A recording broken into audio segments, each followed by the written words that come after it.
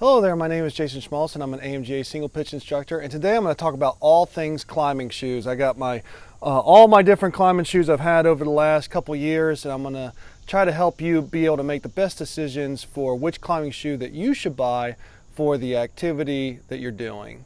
When choosing a climbing shoe, I want you to think about three things and kind of in this order. The first thing I want you to think about is, what activity are you doing? Are you going to be bouldering? Are you going to be top roping on some neutral, profile climb? Are you going to be doing overhang stuff? Are you going to be doing alpine? All that kind of comes into play because you want to make the best choice for the shoe to get based on the activity you're doing. And I'll kind of highlight that as we go through them. The second thing, and this is a little counterintuitive that you want to think about, is comfort. Most people think about performance as the next thing, but it's really comfort. Most people, when they're getting into climbing, or even when they're into climbing, will cut back or maybe shy away from climbing a little bit more because their feet are uncomfortable. I know I've personally had that happen. I've ended sessions early, not because I'm tired, not because I'm not performing well, but it's just my toes are screaming because they've been pressed up against each other. So we definitely want to be thinking about comfort as you choose the right climbing shoe for you. And then the last thing you want to think about is performance. So based on your skill, based on your objectives and goals, what kind of shoe is the right shoe for you to achieve those goals. But not only think about performance after you've considered those first two things, which is the activity and the comfort level. Now, there's 4 different types of shoes I'm going to highlight in this video. I'm going to highlight neutral climbing shoes, and then moderately aggressive climbing shoes, very aggressive climbing shoes, and approach shoes. And each one has different places in your climbing journey, whatever activity you're doing, and will help you or hurt you if you don't choose the right shoe for you. The first type of shoe I want to highlight is the neutral climbing shoe, and this is by far the most popular climbing shoe, and it's the most popular for a reason, because it's comfortable and it can be basically worn on all climbing activities. Now, it might not be the best fit for certain activities, but you can basically climb in these anywhere. One great example of this type of shoe that you'll see is the 510 moccasins. These have been around for decades. They've redone them a couple times over the years, but those are some options. Another, and my personal favorite type of neutral climbing shoe for outside is a TC Pros. So I can't show you my TC Pros right now. I'll maybe flash a screenshot up of them, but they're being resold right now. That's how much I like my TC Pros, is I really want to keep them in the family, so to speak, so they're getting resold so I can use them again. Neutral climbing shoes can be characterized by a very symmetrical toe box. So you can see this very symmetrical toe box for me to put my foot in, that's not trying to focus the pressure on one point or anything like that. The other thing they're characterized by is a very flat bottom and stiff rubber, and so that when you are putting a toe on the wall, this rubber doesn't fold or fail like maybe if you were climbing in like a tennis shoe or something, but it allows you to keep your foot flat while you're standing on maybe a little crimp or foothold on the wall. The other thing about these shoes that really I like about neutral climbing shoes is they're probably the most comfortable, at least of the actual climbing shoes we're going to cover today. Approach shoes can obviously be a little bit more comfortable, and we'll talk about that. And then the other thing with neutral climbing shoes is they come in both slip-on and they also come with laces. So the slip-on I like personally, because now I can take my shoes off and on many times over the course of a session, whether it's indoor or outdoor.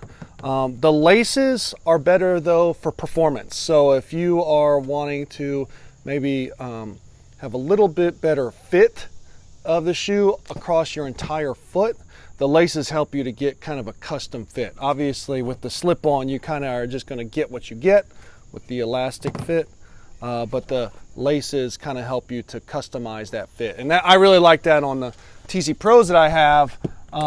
because as I'm climbing outside, whether it's if it's a hard single pitch climb, I can kind of lace them up tight.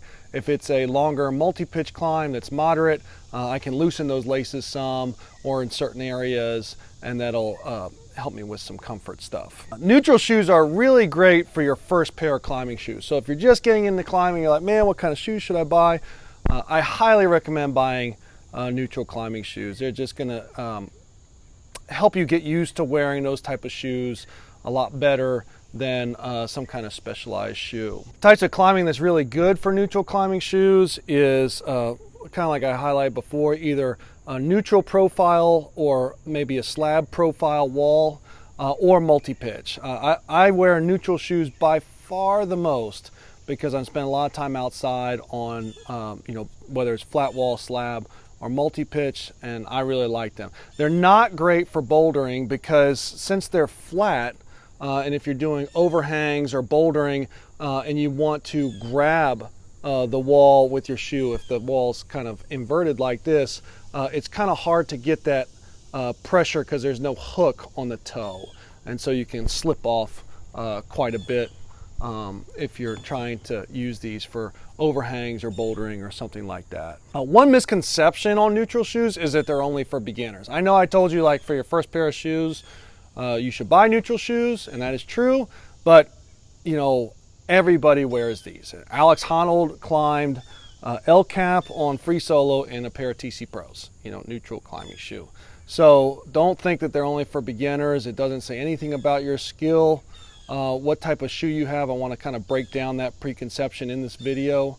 And quite frankly, I've done some of my best sends in neutral shoes because you can get the right amount of friction and force on the wall, and also really good feel with the shoes. The second shoe type I'd like to highlight is the moderately aggressive climbing shoe. And these are kind of a mix between the hyper aggressive climbing shoe and the neutral shoe. So the best example I have is the La Sportiva Finales. You can see these, and as compared to the side by side with the 510 moccasins, you can see the most distinct difference is that there's a little bit more of an angle down here between the heel and the ball of your foot that allows for a slightly more aggressive design. So these shoes are really good. I actually have a pair of these Eco Cobras from La Sportiva. They're a little bit like that. They're maybe not quite as aggressive as the Finales. You can see these are slip-ons versus the Finale is a lace. But I kind of like these shoes for my indoor sessions because they have a lot of the comfort benefits and flat sole for a lot of the neutral routes I climb or slab routes I climb where I can get the friction I want. But if I do want to do an overhang route, or I want to do a route that maybe has just a little overhang section, there's just enough aggressive toe. You can see there's it's just a dimple there. There's just enough aggressive toe to keep me on the wall and pull my hips in. And that's really when you start getting into more aggressive designs, what you want to think about. Actually, the aggressive designs are not great for edging, but they are good for routes where you need to pull your hips or your core into the wall.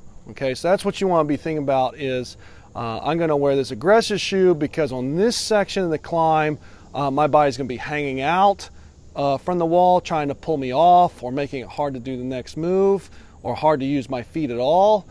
Where if I have the aggressive toe, I can pull my hips in and therefore get more weight on my feet, and now I can use my legs to climb.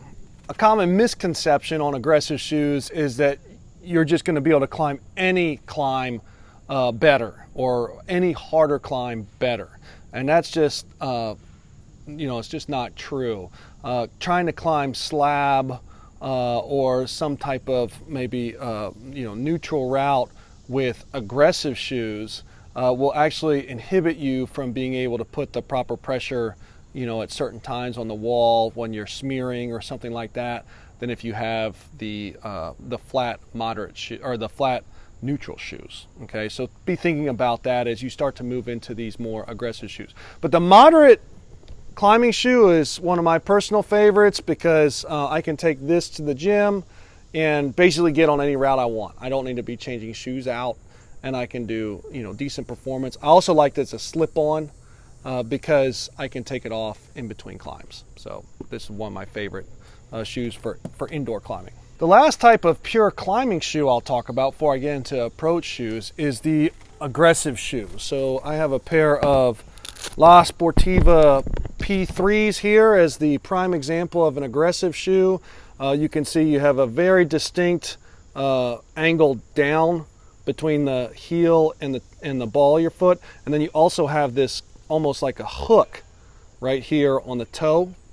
And then you can also see it's a Velcro instead of a slip-on or laces. And that's typical for these more aggressive shoes, is they're a Velcro strap because laces just don't fit because the shoe is so asymmetrical.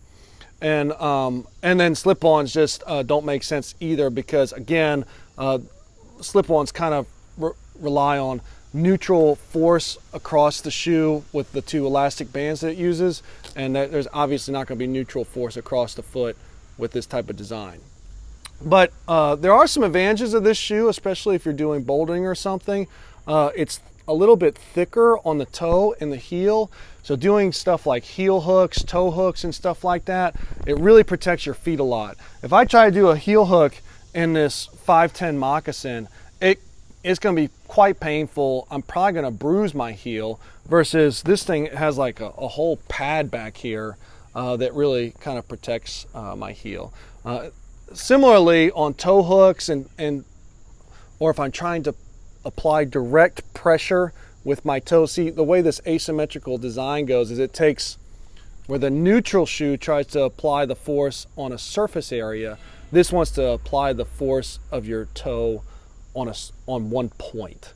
And so if I'm trying to do or get my feet on a little pebble on a boulder problem or something like that, this shoe is going to do a lot better at that. It's also going to make my feet not hurt as much in that case because the shoe is doing the work for me in a sense. These shoes are quite uncomfortable because they're trying to squeeze your toes together to get to one point. So they're really only good, in my opinion, for bouldering or an overhanging route that you have to move through quickly, not only because that's just how the route lends itself to climbing, but you're going to run out of energy if you don't move through it quickly. So that's what these are good for. These are not good for a big multi-pitch day or a big day outside with friends where you're going to be climbing a bunch of routes for fun. By the end of the day, you're probably going to be dreading even looking at these. Your feet are probably going to hurt just by looking at these shoes, much less putting them on. I really only recommend these if you're a big boulderer. If you're a big route climber, I'm not sure these have much of a place. I'm sure I'll get some comments on that. But I bought these a while ago, and I hardly ever wear these things. I basically wear them every now and then when all my other shoes are at the shop getting resold. One other note on these shoes, misconception that people have is good climbers wear these shoes. So I should buy these shoes, like Michael Jordan's or something. And that's not true. Good boulderers wear these shoes, and people that can climb overhanging routes really well wear these shoes. But it's not necessarily all good climbers. Like I said before, most of my climbing is done in neutral shoes or approach shoes. Very little climbing is done in these shoes. Of course, there's the backhanded comment, oh, well, you're not a good climber, so that's why you don't wear them. No, but anyway, that's just funny. But anyway, really consider hard before you buy a pair of aggressive shoes like these, because they're really expensive. Hey, do I really need these, and why? What part of my goals line up with wearing this type of shoe? The last type of shoe I want to highlight before I get into some things about sizing and stuff like that is my favorite type of climbing shoe, which is the approach shoe. These are by far my favorite shoes to wear. They are super comfortable. You can still perform in them. You can wear them all day, feel great, and hey, climbing's fun again, right? I'm not dreading putting on my shoes. I climb most of my if you just total up my volume, most of my volume is done in these two shoes. They're just so comfortable, and you can still perform. For me, I can climb between 5'8" and 5'9", or maybe even 5'9" plus if it's the right kind of climb with approach shoes. Now, as you're looking at the different types of approach shoes to buy, I got two moderately different approach shoes to highlight. One is the La Sportiva Boulder X, and the other is the La Sportiva TX Guides. This is the leather version, not the synthetic version, but anyways. So the Boulder X, you can see, is shaped more like a hiking shoe. And it's got really nice cushion inside. I mean, this is a shoe I could wear all day. I used to wear these to the office when I used to be an engineer. But if you're going for a hike that maybe has some scramble in it, or you're going to maybe bag some 14ers that's like class 3, class 4, maybe a sprinkle of class 5, these are the shoes for you right here. You can size these up a little bit where you have room to wiggle your toes. And I would feel totally comfortable hiking 10, 12 miles in these things, maybe even more than that. And when it's time to perform, again, you can see it has laces, so I can tie it really tight when I have to do maybe a hard section, and then loosen it up again when I'm hiking again. So really advise these shoes for trips that's going to have hiking and maybe some peak bagging type stuff. For more strict rock climbing and multi-pitch, where you're going to be maybe climbing some 5'8", 5'9", even, or 5'7", the TX Guides are a better fit. These are a little bit tighter for me. I sized them a little bit tighter purposefully. I still feel fine walking a couple miles in them. I could probably walk 5 miles in them and feel fine. But I can keep them on for an entire day of multi-pitch and still perform. These perform a little bit better on climbing than these do, and these perform a little bit better on hiking and maybe scrambling than these do, just as far as comfort. So consider, hey, what kind of climbing do I do, or do I want to get into? If you're out in Colorado and it's bagging 14ers, maybe consider the Boulder X. If it's, hey, I want to go to Red Rocks and climb big multi-pitch stuff, that's, a lot of multi-pitch. Even if there's a hard section, there's a lot of moderate sections in between. So approach shoes really help to keep your feet fresh for the hard section when you can slip on maybe your performance shoes to hit. So man, I can't say how much I really have enjoyed these TX Guides. They really make my climbing a lot better. One misconception is that you can't climb actual climbing in these things, and that's just not true. I've just climbed so many pitches with these things on. So definitely check those out, especially if you're climbing outside a lot. I want to talk about a couple of different mechanisms that climbing shoes have for tightening themselves. The first one, and most obvious and popular, is laces. So a lot of different climbing shoes have laces, mainly neutral shoes and approach shoes. The good thing about the laces is they allow you to somewhat customize the fit of the shoe. You can, if I wear these finales and I tie these laces super tight, it's going to feel completely different on my foot from a performance and comfort perspective than if I leave them loose, or if I leave maybe the middle laces loose. Same thing for these approach shoes. A lot of times will leave these approach shoes basically untied as they are now for hiking and walking around, so they're super comfortable. But then when it's time for me to climb, I'll tighten down on them really well, and the performance goes up significantly. If I tried to climb with them with the laces undone as they are now, they probably fall off my feet. So the laces are best for shoes that you're going to have on all day, right? You don't want to wear shoes with laces that you're going to be taking on and off. So they're not good for climbing sessions in the gym where you want to take your shoes off and on. They're not good, in my opinion, for outdoor single pitch sessions where, again, you're going to be taking your shoes on and off, so then you have to lace up, unlace, lace up, unlace every single time that you climb. But they are good if I'm climbing multi-pitch and I'm going to probably have these shoes on all day, because I can loosen them or tighten them appropriately based on the difficulty of the pitches. The second, I would say, most common mechanism for tightening shoes is just the slip-on. And almost all slip-ons have this design here where there's kind of two elastic sections that will hug the upper part of your foot when you put the shoes on. These are great for sessions where you want to take shoes on and off. Again, as I highlighted before, I love wearing these shoes in the gym because I can slip them on, slip them off quickly. I also like these shoes for multi-pitch because if I'm going to climb in them but then take my shoes off at the belay stations, they're pretty easy to take off and just hook onto one of the anchors. Of course, you got to be careful when you're doing that you don't drop them or something like that. But I really like the slip-ons a lot.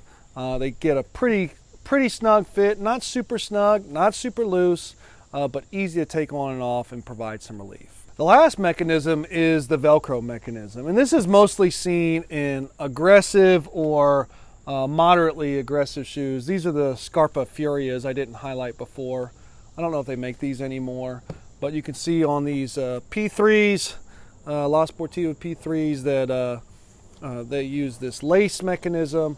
And I mean, it's actually pretty good for what it is, right? It can offer somewhat of a custom fit, like the laces. I can torque on it hard, or I can torque on, like I can pull this lace in I don't know if you can see that, but pull this lace at a certain angle, and I can get it tight on different parts of my foot. So that's kind of nice. But then these are really easy to take on and off because the Velcro is just a quick snap, and then you have it off, the pressure off your foot. So those are really good for, you know, what they serve, which is bouldering. So I like that mechanism. So be thinking about, again, the activity you're going to do the most when you're climbing. You know, if you're an indoor climber, are a lace-up shoe the best for you if you're going to want to take them off in between every single climb? Does that make sense? Or if you're an outdoor sport climber, same deal, versus bouldering versus multi-pitch, stuff like that. The other thing I'd like to highlight briefly are the soles of the shoe. Different shoes can have different thicknesses of sole. Obviously, a thicker sole is going to allow for more wear and tear. The shoe's going to be a little bit more robust. A thinner sole is going to give a better feel on the rock. You're going to be able to maybe have better finesse with your foot with the thinner sole. So there's a trade-off there. But really what I wanted to highlight was resoling and what you want to tell the, I'll call them the cobbler for lack of a better term, for how to fix your shoe when it gets worn through. So there's two main parts that can be resoled. One is the bottom, okay, and some cobblers will resole just the ball of the foot or the toe, and then others will do the whole thing if you want. I have never had a need to resole the heel of a shoe. You can see in this shoe I've done the toe. You can see where the new rubber is right there, and that's worked out great. Really good friction on that rubber. And then the other part of the shoe that I resole almost every single time is the rand part, which covers the toe. And you can see on these finales that's usually where I break through, is that toe. And so I always get the rands redone in order to, you know, try to extend the life of the shoe. Once you wear fully through the rand and the leather, the shoe is basically, you know, irrecoverable, and you have to buy a new one. So always try to get that rand done, unless you have a completely different climbing style than me and you don't wear that through before you wear through the bottom. So it's something to think about. But now with the shoes have gotten quite a bit more expensive, so resoling is a popular solution. And I like the rubber on resoles. They really put good rubber on there, good friction, or I'm able to grab the rock well on friction climbs, and I like it personally. And then the last thing, and probably most important thing in this video that I'll highlight, is sizing. And there's so many misconceptions on sizing, especially in making shoes way too tight. So first and foremost, I highly, highly, highly recommend that you size for comfort. If you have shoes that you don't want to put on, or you have shoes that are painful, you just flat out aren't going to climb as much. And the way that you get better at climbing is by climbing. So you want to be comfortable when you're climbing. Over the years, I went through that whole paradigm of really sizing down and allowing my foot to expand the shoe, which half the time doesn't work anyway, depending on the shoe.